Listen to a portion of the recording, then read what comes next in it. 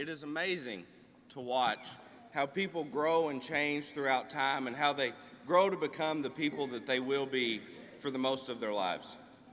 We had the privilege of watching the process of maturation as Austin Hazelwood grew up to become the man he is today. We remember a young Austin Hazelwood that lived for the farm and mimicked his father's every move. We were also fortunate enough to remember the awkward stage of Austin, which, like every other teenager, we all have an awkward stage, but Austin's awkward stage was a little more plump than the rest of ours, but still contained the religious use of Accutane. I remember personally as a junior when freshman Austin Hazelwood came onto the scene with that fire and passion. He was ready to do it all. And that freshman enthusiasm was just a little bit too much for a seasoned upperclassman to bear. I remember freshman Austin Hazelwood as competing in our junior parley and winning state in this very building here. I remember when as a sophomore, Austin came up and gave even all of us impromptu veterans a run for our money at weekly practices.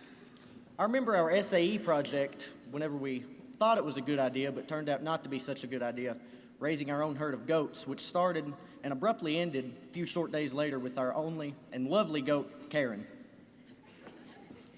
I remember being a sophomore in college and hearing a lot of people talk about this kid from Mercer County who was really going to be something big in this organization.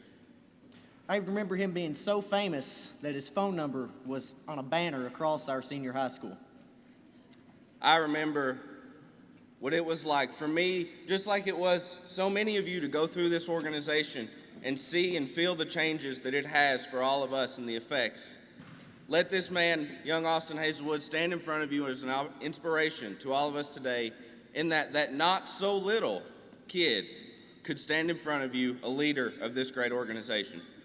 That being said, we're happy to present to you, proudly representing the Mercer County FFA chapter, your 2014-2015 State President, Austin Gregory Hazelwood.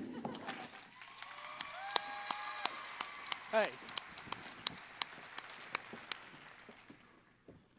It seems that in life, one of the greatest blessings is the people that are put into it. The people that shape our stories and tell our history. The ones that form the memories and experiences that'll change and alter our perception of this world. For me, no person's story relates greater to my own and that I look up to as much as that of my father's father. Our story begins on a small farm in Athens, Kentucky.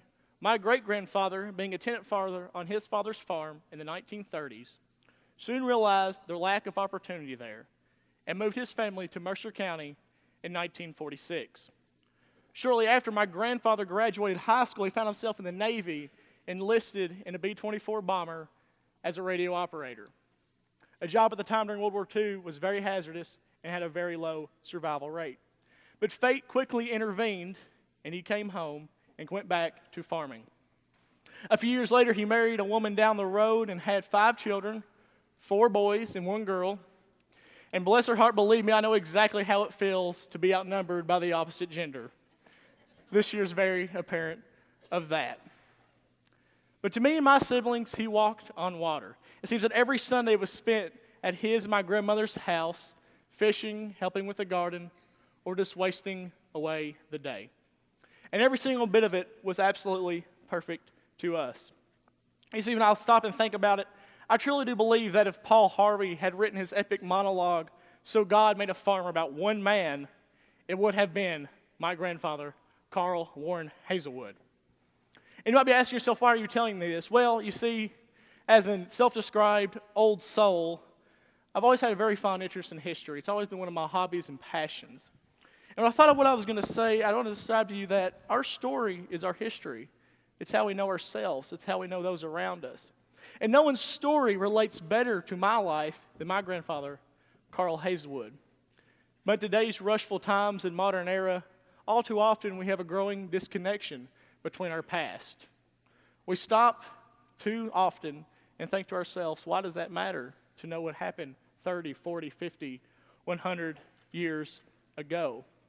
But we slow it all down, listen a little more, and take a little more care into what we do, we can stop and truly realize our story. 1930, a world that may be virtually unrecognizable to many of us here. If you were to look, the average price of a house would run you about $7,000. A new car right out of the dealership would cost you about $650. And a gallon of gas at your local service station would set you back a whopping 10 cents.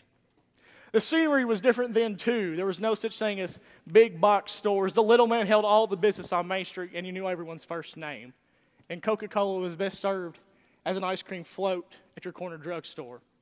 Farming was very different then, too. If you were to drive down a quiet country back road, you wouldn't see modern livestock facilities, grain bins, and combines. But what you would see is burley tobacco in every river bottom, small dairies dotting the hillsides, and an old farmhouse that served as the foundation for a hardworking, God-fearing family. But 1930 is very special. Even after 1929, when the Great Depression hit and all business was in strife, even that of agriculture, many people found themselves out of work. 1930 marks something very unique in Kentucky agricultural history, the start of the Kentucky FFA history. $2,400, the average annual salary of an ag teacher in Kentucky. And while the pay may have seemed meager, by 1936 there was 173 departments within this state teaching agriculture.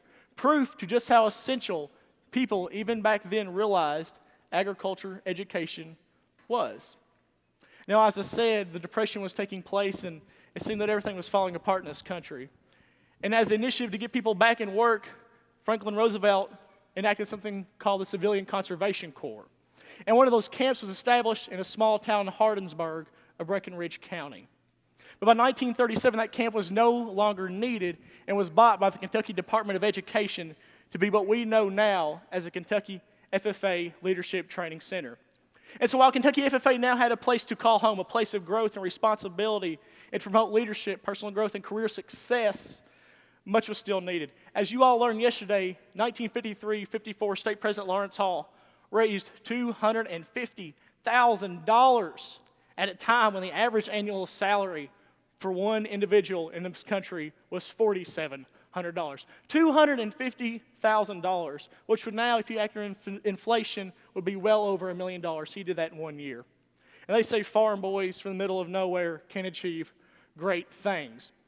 But ground wasn't just being broke on the FFA side of ag education.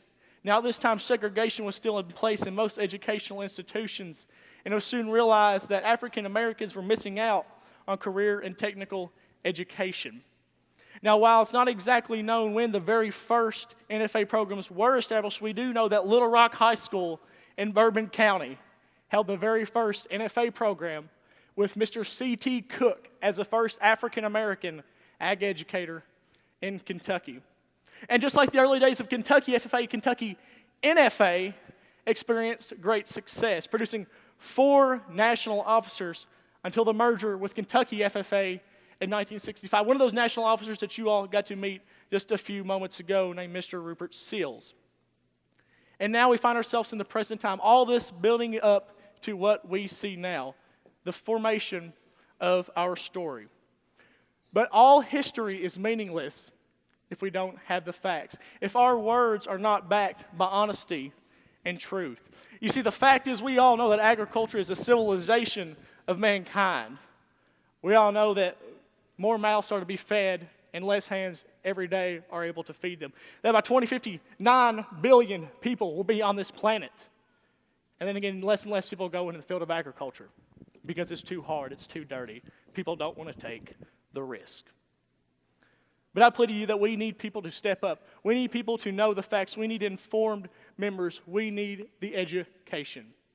I firmly believe that education is the key to any success in life, and that agriculture education is the key to this country and this world's future. But even that is meaningless if it's not for one thing. As I speak to each and every one of you here right now, all of my words carry minimum weight. If there's ever a case of the preacher preaching to the choir, this is it. You guys know this. You have the ability. You have the knowledge. I firmly believe that FFA has the greatest, most talented, and original people that this country's youth has to offer. But it's all for nothing if you don't take those admire skills and bring them out into the world. If you don't take what you love and what you know and put it forth. You know, I firmly believe that the greatest disservice that we can do to ourselves and to our fellow man is take the things that we're passionate about and never speak of them. Keep them pent up inside of us and never show the love and joy of hard work, dedication, and satisfaction. You know, I'm a lover of history, especially military history. And an old military poem ends by something like this, and it was written by a private named Martin Treptow, who was killed in World War I. And on his body they found a diary, and in that diary was written a poem called His Pledge. And at the end it says this: I will save, I will endure, and I will sacrifice, as if the whole core of the issue depended upon me alone. So often in life we look to guidance from others, and yes, we need guidance. But we don't ever stop to think and look back. Maybe this is my time to make a legacy. Maybe this is my time to make a mark on the world. As I said at the beginning of this convention, this world makes no room for imitation, but it has plenty of room for individuality. We often think, I can't handle this, I can't do this, I'm not good enough. I don't know, I don't care. But it doesn't matter. You see your calling in life, but sometimes we stand by and we're just too timid to take a hold of it, to grasp those moments, to go and make history. But if I'm thankful for one thing, and I'll end with this, is that Kentucky FFA has helped write the history of a dairy farmer from Mercer County. And for that, I truly am thankful to each and every one of you. Thank you all, and God bless.